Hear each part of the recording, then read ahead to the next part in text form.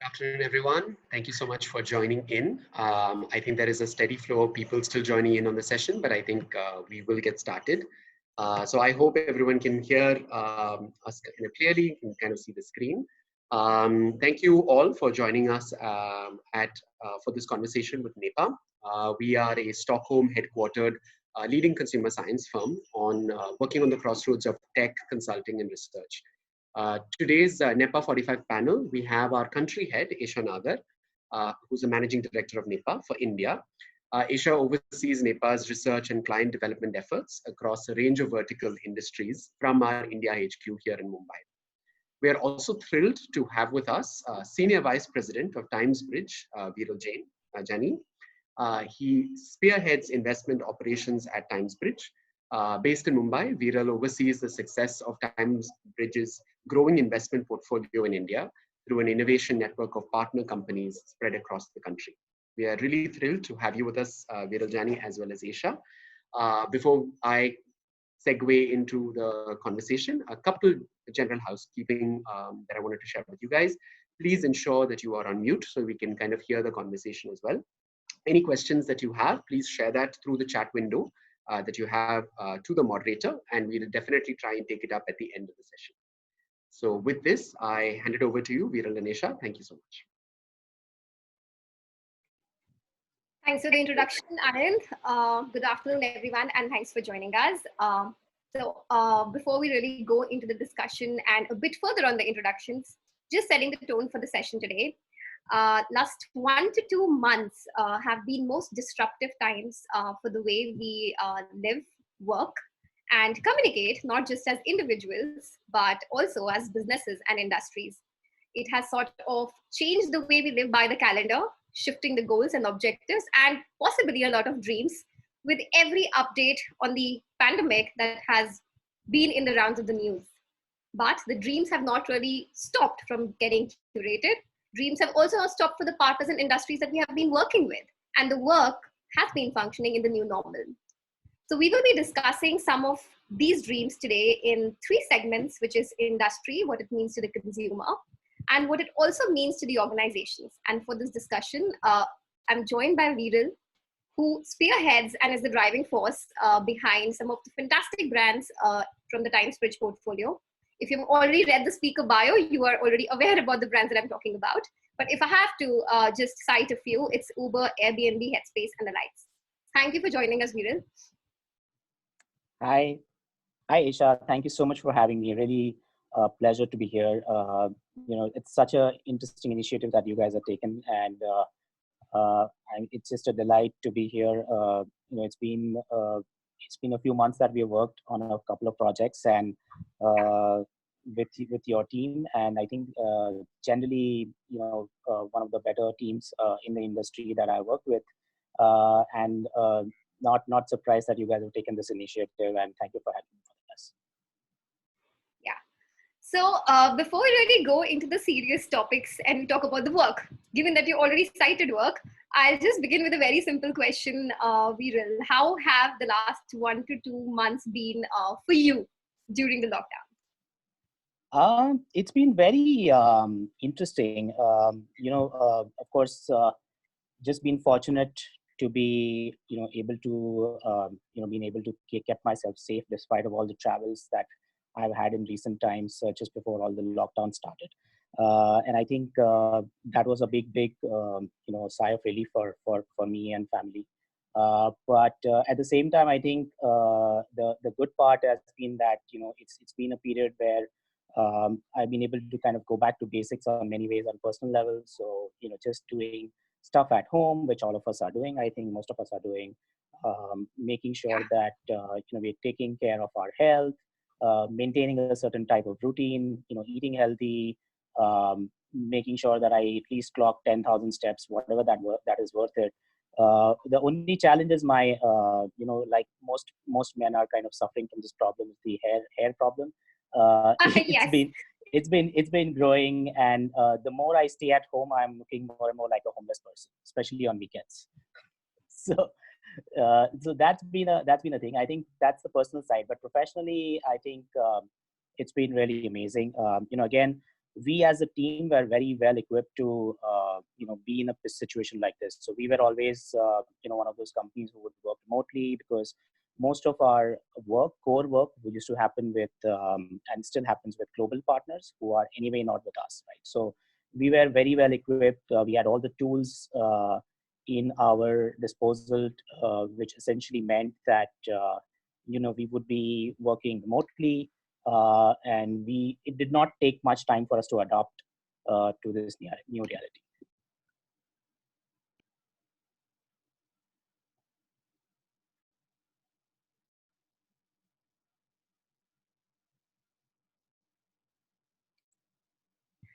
Hey. Hi. I think we'll have to live with the internet connections and the glitches. Absolutely.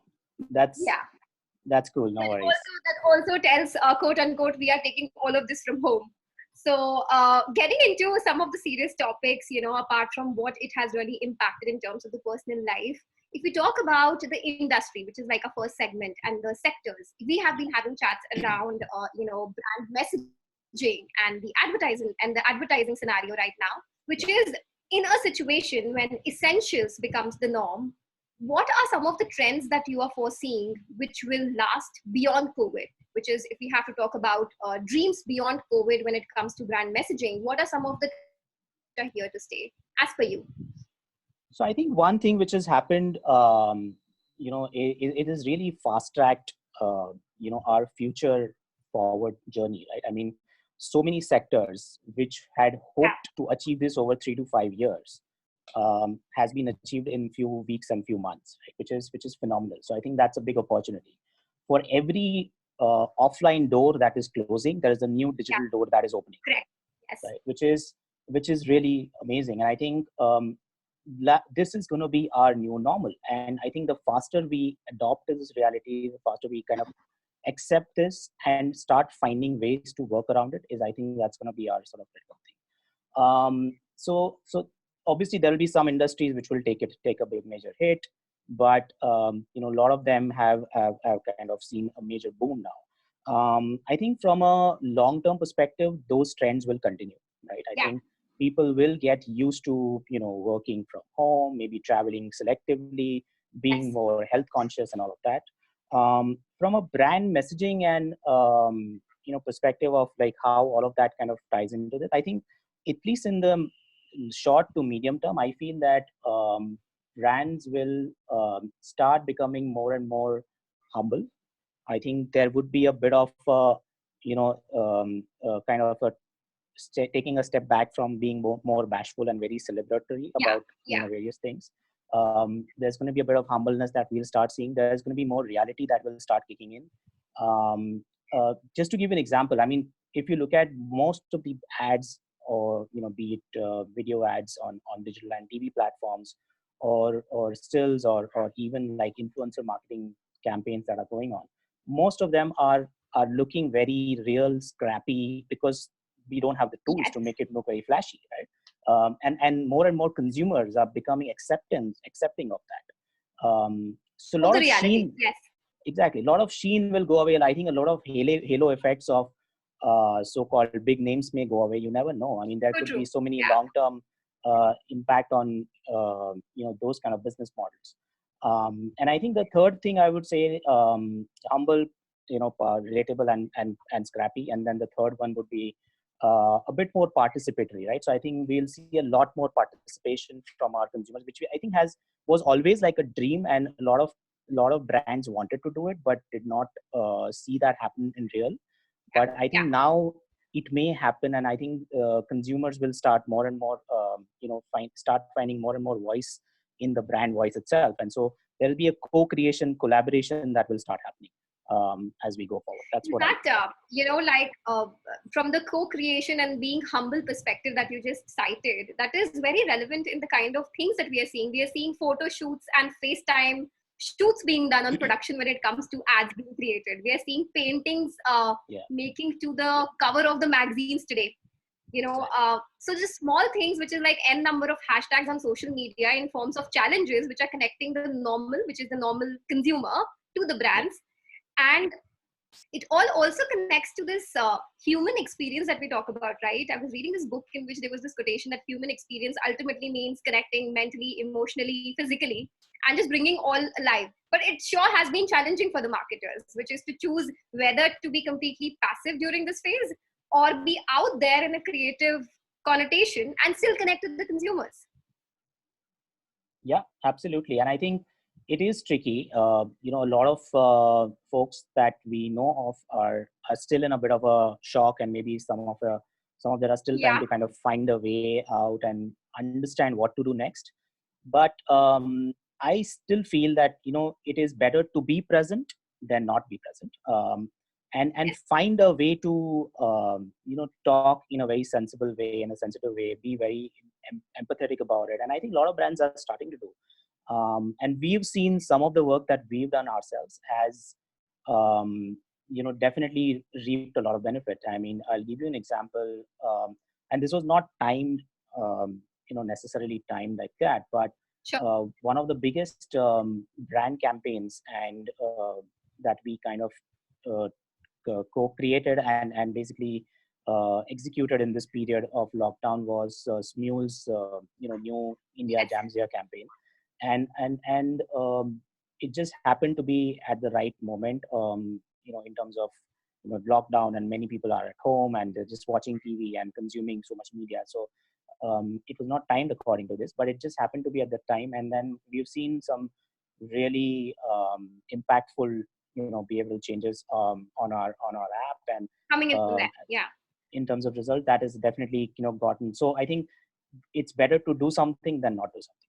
Then nothing. Yeah. Like being present in maybe the most raw form, but connecting is important instead of just having a complete vacuum in terms of having a brand salience during this period. Which also, talked about music, you talked about Smule. And if we talk about different sectors, and you pointed out that some of the industries have definitely been, they have literally been thrown into a hyperdrive, which is Yeah. few decades from now, they would have perhaps seen that, upwards graph. But we are seeing that they are not just, it's not just about the growth in usage, but it's also about the importance that they have brought in the current scheme of things, which is if we talk about, just education technology, which is edtech. We talk about health. And we're any which ways talking about humble, which boils down to basic needs of human beings, which is roti kapda makan, the way we call it, and maybe studies the internet added on. What is your take on the industries and sectors? Some of the Absolutely. trends, yeah. No, absolutely. I think that's been the biggest takeaway, right? So I think some industries you already kind of cited. So Yeah. health. I mean, no one knew health will become such a big thing. Like health budgets now look really, pitiful when you look at the numbers and compared to the scale Yes. of problem that we have in front of us. So health tech, obviously, massive, massive opportunity and massive unlocking of, potential for future. Um, Kirana tech. So Yes, that kirana what has tech. happened is, so Very Kirana interesting. is becoming cool again, which is so cool, right? Which is so Yes. interesting. Yeah.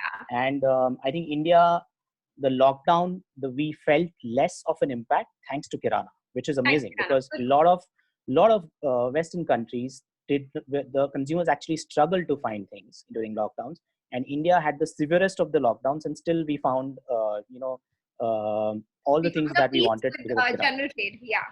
Exactly. So I think Kirana tech could be a very interesting thing, and we've already seen news about how Facebook and Geo is actually trying to come together and create some really interesting solutions around that. And I'm sure that's going to be another upcoming, trend that we'll see. Even government of India has decided to brand 20 lakh stores as Suraksha stores, which is going to be essentially upgrading the technology in Kirana stores. The other, of course, the social platforms. Again, social platforms, the lines are blurring. If you look at it, did anyone know Zoom was a social platform? No one knew that. Yes, I It's think in it's just like COVID has been such a catalyst for us when it comes to technology discovery itself, that we didn't anticipate it, but we have to thank the situation for leading to the discovery of so much of technology enablement across. Absolutely, and that's exactly what we are seeing. And so platforms like Zoom came out of nowhere, House Party came out of nowhere, Ludo Yes. King came out of nowhere, and so I think the other trend which we are seeing, which is also very interesting, is that I think most people are not doing cool and interesting things, so they are not posting enough. Hmm. So a lot of them are in this consumption mode. They're just like trying to consume. And then at least on the traditional social platforms. But then there is another category of, I would say, social platforms, which is creation-led social platforms. So, platforms, again, a bit of a self-plug here, but Smule, Wattpad, which is a, world's largest writing platform, storytelling platform. Then TikTok has seen a new emergence. There is a new wave of users who are coming in. Earlier, it was perceived to be a tier 2, tier 3 kind of app. Now it's a tier 1. Now it's like a really mass starts. Yes, It's mass and premium at the same time, right? So I think there is, so creation-led platforms are seeing another sort of wave of emergence, and so on and so forth. So I think that these are all these sort of of course there'll be many more which will happen and in future, but some of the Western countries are seeing, like, personal healthcare as an emerging sector. So for example, having cycles at home so that you can stay fit. Of course, yoga classes and meditation, of course, is the other sort of sector which is seeing a lot of relevant. I think, definitely. For The mental health sector has seen so much of an inflection point suddenly that the priority in terms of the new normal beyond is going to be just being on the caution mode, which is taking care of physical health, mental health, and going back to the basics. And that also very interestingly came out from when we talk to the consumers as well, which is minimalism is here to stay. And it will actually be about taking long meals with family and friends becoming suddenly relevant, which has for long been, sidetracked because of the busy schedules that people had. And also the mental and the meditation side of it. So many creators as well there, apart from the organized players that we're talking about. Absolutely. So we are lucky to be in a lot of these spaces. So that's been a really our sort of theory of change, and our theory of looking at newer ideas and bringing them to India. Most of them seem to be on the right side of the COVID challenges, which is really good for us. It's worked for you in the positive side of things. Exactly. Yeah. So talking, you talked about people creating, and we have seen people really either finding new professions suddenly and also looking at upskilling, which is everything at home, which is yoga at home, cooking at home. And we talked to some of the consumers through the Consumer Connects in the last 2 months. During the COVID situation was healing. We have been trying to keep a pulse of the consumers. And interestingly, we also went out to 1,000 people to understand some of the quantitative side of things. I'm just bringing in a bit of research over here. So we asked them some questions, and before I really talk about the results, we'll do like a fun poll for the audience as well, and maybe ask a couple of questions to them in terms of the sectors that we are talking about, and also the work from home scenes that we just talked about. So over to you guys. Can we have the questions?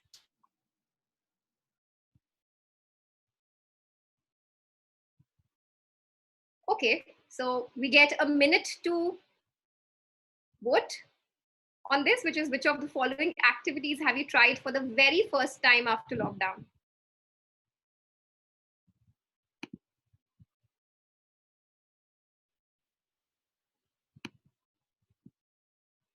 Okay, we can't vote.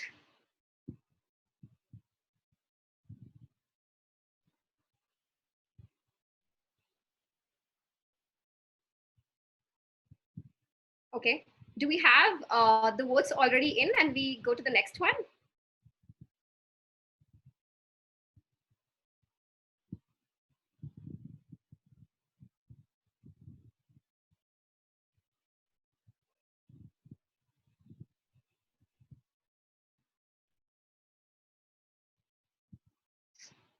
So we've got some interesting responses out here. I'm waiting for how our live audience responds to this question as well.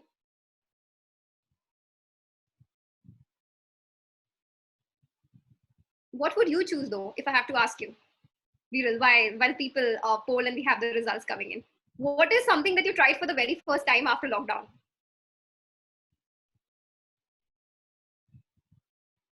I've actually tried everything except one thing which I haven't tried yet. One thing out of this?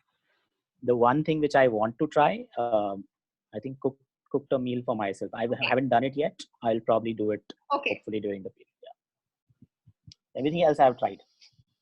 Yeah, I think we all would have like sort of checklisted the complete list that we are seeing you here. Okay, I think we can shoot the results and go on to the next question if we have enough responses. Okay, 33% of the people have voted till now. Okay, so what you haven't done, Viral, is something that people have done the most, which is they have cooked the meal themselves out of all the people who have voted. So we don't have all the votes around because we have around 50 people joining us on this webinar. Interesting, and very closely followed by exercise at home. Okay, not bad. Yeah, everyone's getting healthy. Healthy and fit. Yeah, that seems to be the trend. Okay, I'm closing it. So interestingly, just throwing some facts on this question, when we had asked the consumers, the 1,000 people that we went to, 57% had done the exercising at home for the first time as a routine, which is half of the people, a little more than half. And 55% people had actually cooked their first meal. So cooking and exercising are ruling the show in terms of life choices and upskilling. We'll come to the second question maybe a little later. We'll continue. So in terms of also upskilling and the things that people are, in terms of transformation, in terms of the new normal, we talked about working from home at the start.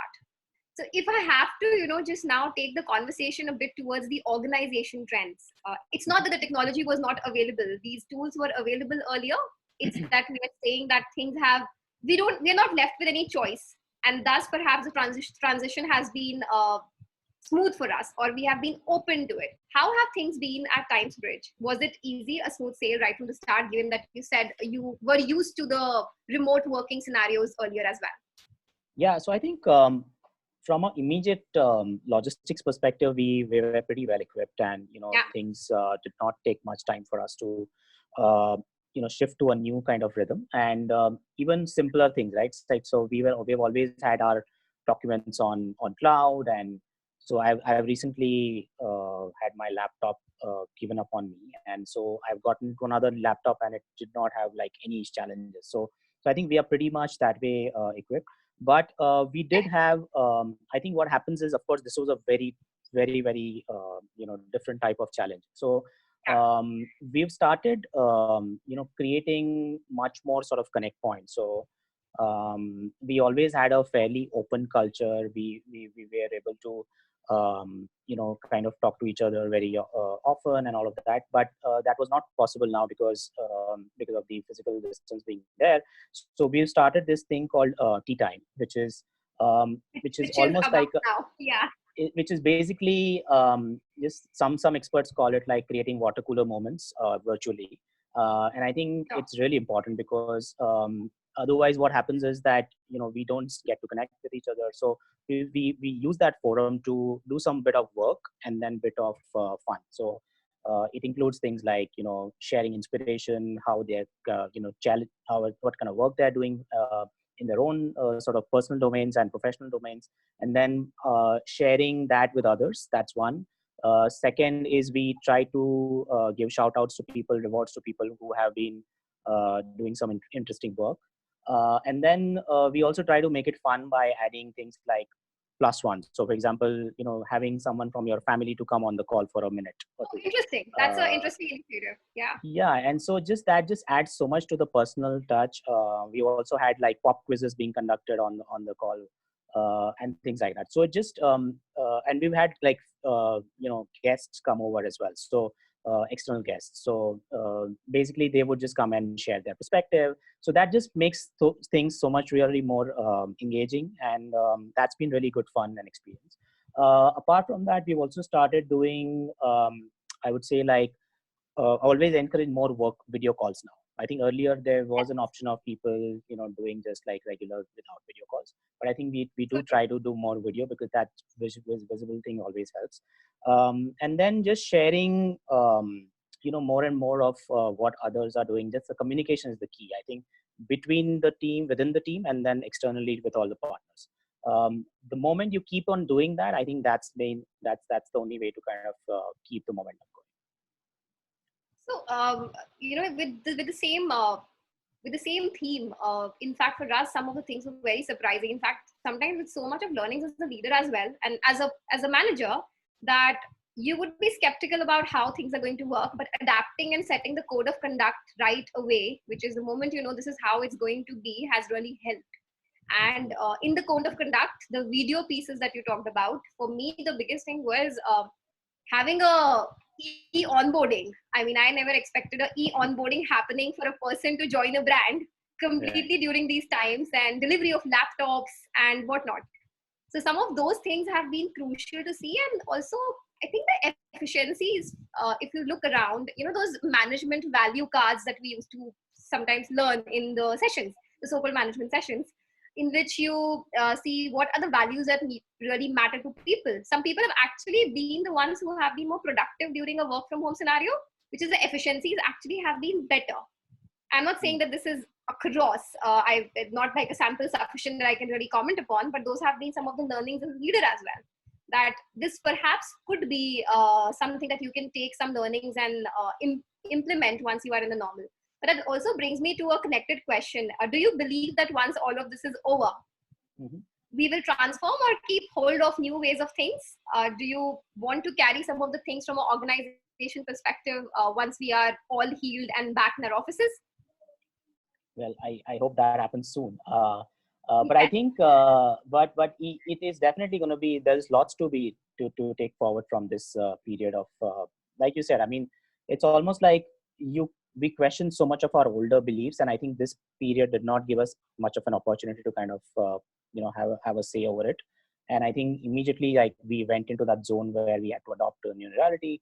So I'm sure that's going to happen. I think people will bring in more flexibility in working hours. I'm not saying everyone's going to work from home, but definitely will add, we may have shorter working hours in office. Maybe hot desks may come into picture. We already have that, by the way, but we could do even more of that now. That could happen. I think commute will change, timings will change. So we may have lesser of peak hours now, in peak hour traffic and so on and so forth. So I think those things will happen, but we will definitely be holding on to a lot more from this period, I feel, going forward. And that's why we ourselves now are calling this a new normal, like in at least internally on our conversations. This is going to be our new normal, at least in the foreseeable future. Of course, we'll see how that goes, but there is lots we can learn from here. And I think, like you said, efficiency has definitely been, one of the key factors. We finish meetings very soon, much sooner than what we used to. Everyone's on time, and everyone respects each other's time as well. So I think that all of that is a great positive from this. I think it has really shaken the belief that it was very important to be physically present to get the tasks done. So with the right code of conduct and things, set from the start, that reality has sort of been shaken. So with that, work from home note, we'll go to also another question we asked the consumers we went to with respect to work from home and what has worked for them and what has not. So we'll just quickly ask that question to the audience as well and see what interesting results comes in from people who are already handling such situations. It's actually the other side. Can we shoot the second question, please, on the work from home?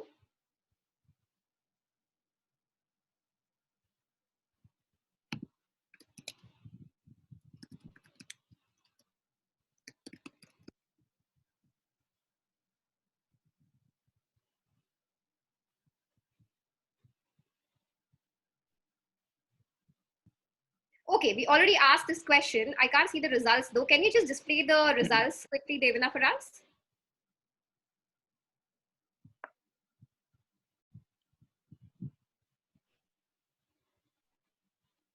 What was the question again, you said? It's what really worked during work from home. Can you see it on your screen? I can't see it. I can't see it on my screen, so.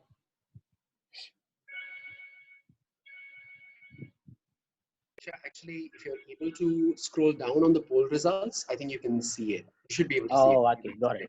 Yes. Yeah. Okay, got it. Yeah. Understood.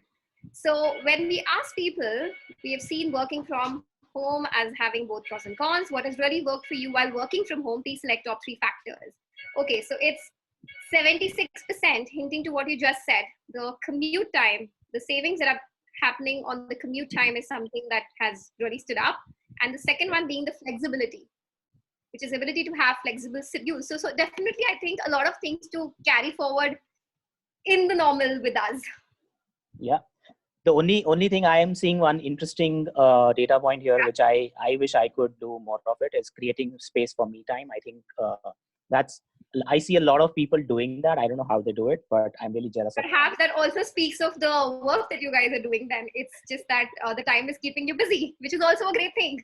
Which is also great. Absolutely. No complaints there, but I think I definitely would want to like try that part, but let's see if it happens. Okay, so that also, brings us to the last segment, Viral. It went on pretty quickly, though we had like 3 segments.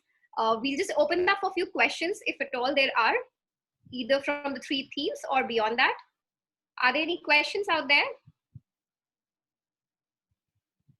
Yes, Esha. So we have one question that's come in, which is actually a question that we've covered a little bit, but we can kind of go into details. What have the speakers been doing to adapt to the change so quickly? So what's kind of helped you guys kind of get on with the new normal that you were speaking of? Okay. Interesting. Viral, you want to go first? You covered it a bit in the start. Yeah, I think I would say like we did not have much of a choice. I think that was the most important factor in this scenario. So we had to adopt, and that was one thing. But I think we also kind of collectively took a call on setting out certain do's and don'ts, and also making sure that everyone was aligned to the goals, and especially the people who are key to the business, right? I think just me and the one down below me in the organization, we were kind of we created more like I made sure that I reached out to them individually and just made sure. Initially, I did a bit of a hand holding, bit of more calling people every day, like just staying in touch. I think that worked out well, and then that felt like initial few days needed a bit of a push, and then rhythm kind of fell in place. So now my schedule looks much cleaner than what it was earlier. So that's how I did it, and I just needed more going into the trenches and rolling up my sleeves and getting stuff done. I think for me, it's largely been about given your scenery is not going to change and the coordinates are going to be the same for all kinds of activities, but sticking to a schedule and not really breaking the schedule, because it's very easy to just stay up awake at night and not really start your day on time. The sticking to workouts and having a code of conduct on work front is something that has really helped, which is if you're going for workouts, you just better be dressed up in your right gear, because that definitely helps in the change of scenery, because otherwise it's very easy to continue the day and go with the same mental space. Of course, working with, from an organization perspective, working very quickly with our HR has really helped, which is forming down and getting work from home become very normalized right from the start. Yeah, I think having again some basic things like having certain tools are really helpful. So just making sure that you have the regular things like Slack or Zoom subscriptions, all of those like very basic things. But I think most organizations probably did not have that right at the beginning, and I think those did struggle a bit to get that going. And I kind of echo your thoughts around just having a schedule and making sure that you follow that. So we anyway had this culture of having calendars and meetings and all that, but now we do that even more, and just make sure that everyone knows who's who how when other person is kind of having a meeting and so on and so forth. So that really helps keeping a disciplined approach towards work. Absolutely. I think, thank you so much for answering that. I think we have one more question here, which actually tethers to some of the things that you guys were speaking about in terms of identifying these new opportunities that kind of exist now. So a lot has been kind of said and is being continuously talked about in terms of certain industries that have really felt the brunt in terms of what's happening now. So any thoughts that you might have on the number of years of kind of impact you feel that is That's coming a tricky on, question. yeah, on industries. Of course, the question on everyone's mind is also when is the normal like to be back? But I think Viral, you kind of talked about that, about this, accepting that this is kind of the new normal. But I think to kind of talk about that, how many years of the impact and which industries are we kind of looking at, that will take some time.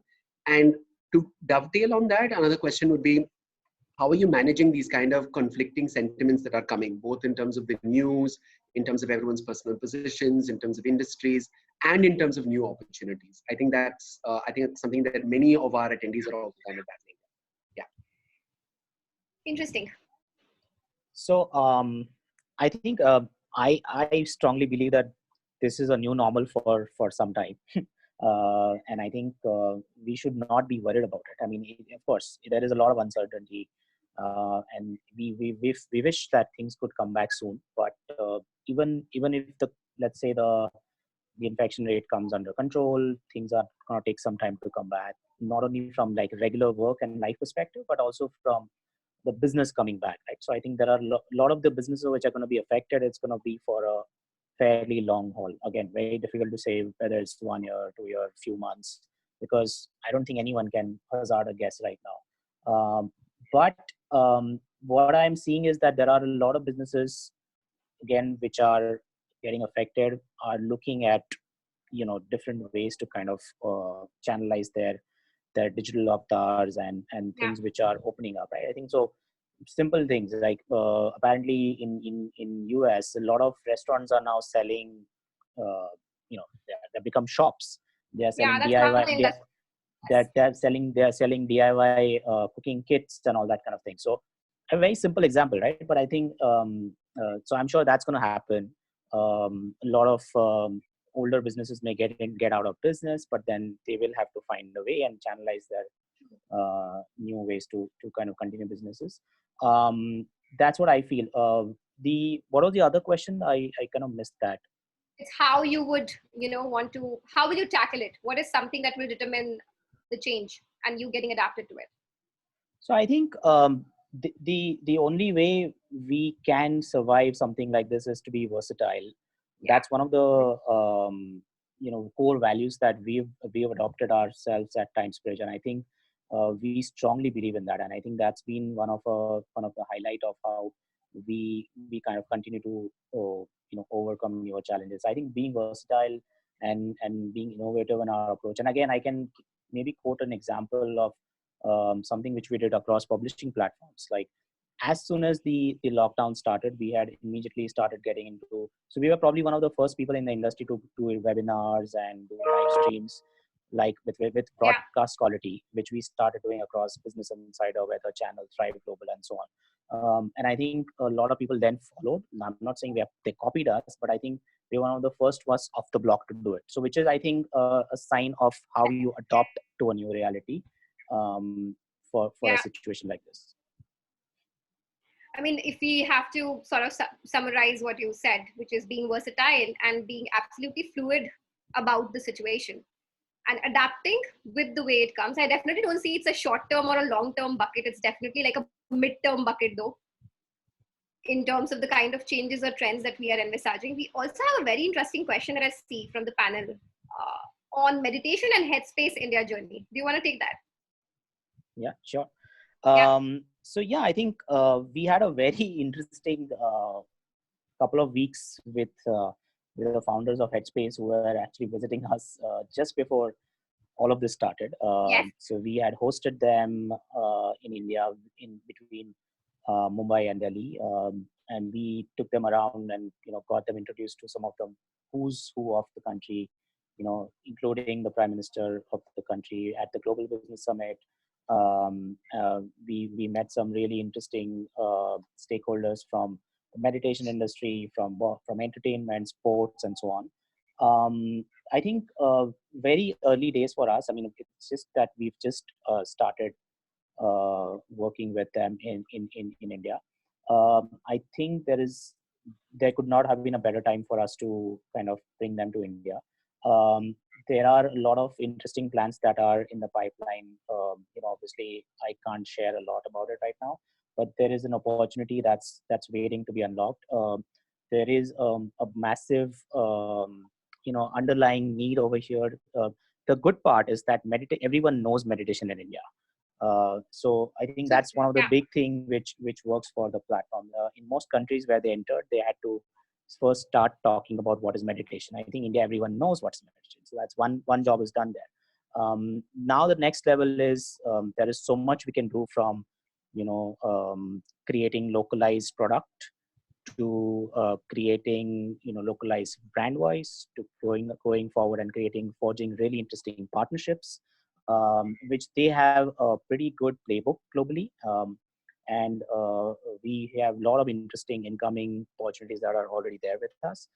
So we are carefully calibrating all of them. And I think now the question is that once the new normal kind of settles in, then we will start sequencing out our go-to market.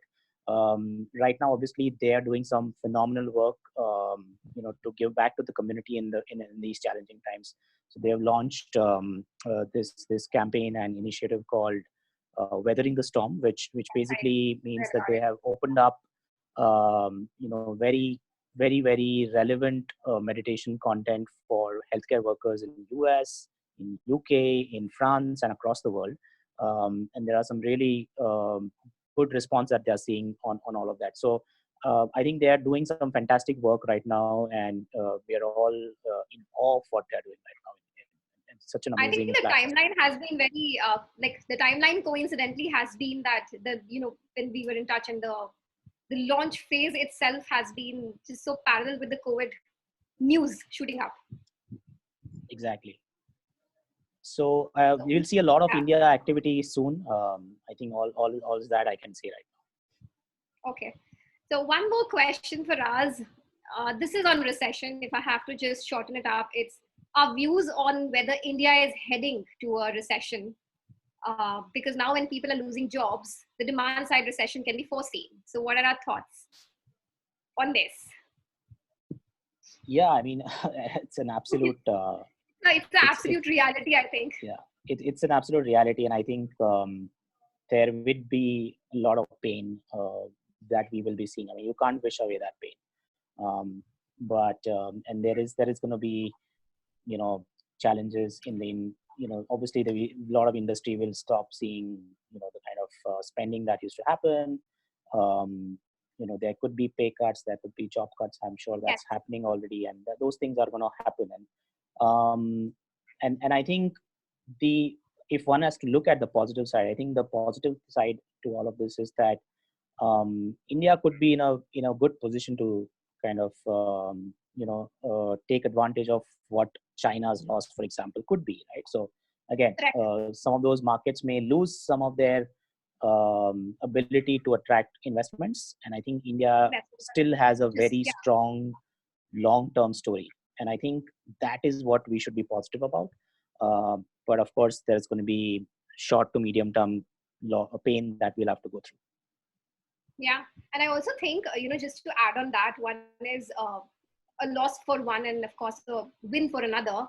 But the second piece also is the realm of startups that come in, which is it's an industry shift as well. We of course are losing on some of the industries which are imperative and crucial, but the second line in the making in terms of the sectors that we just talked about, that's also another positive hope to look at in terms of the recession and the way the next few years are going to get defined for India.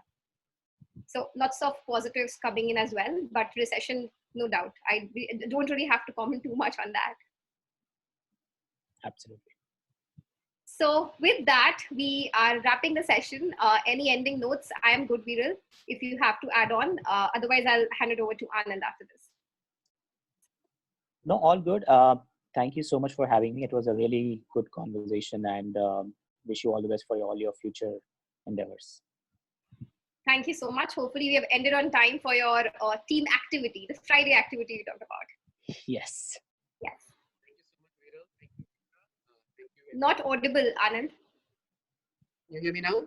Yes, better. Yeah. Okay. So thank you, Viral, so much for your time. And thank you, Esha, as well. I think there were some very interesting conversations and perspectives that kind of came out, and we hope to definitely have more of these conversations in the future as well.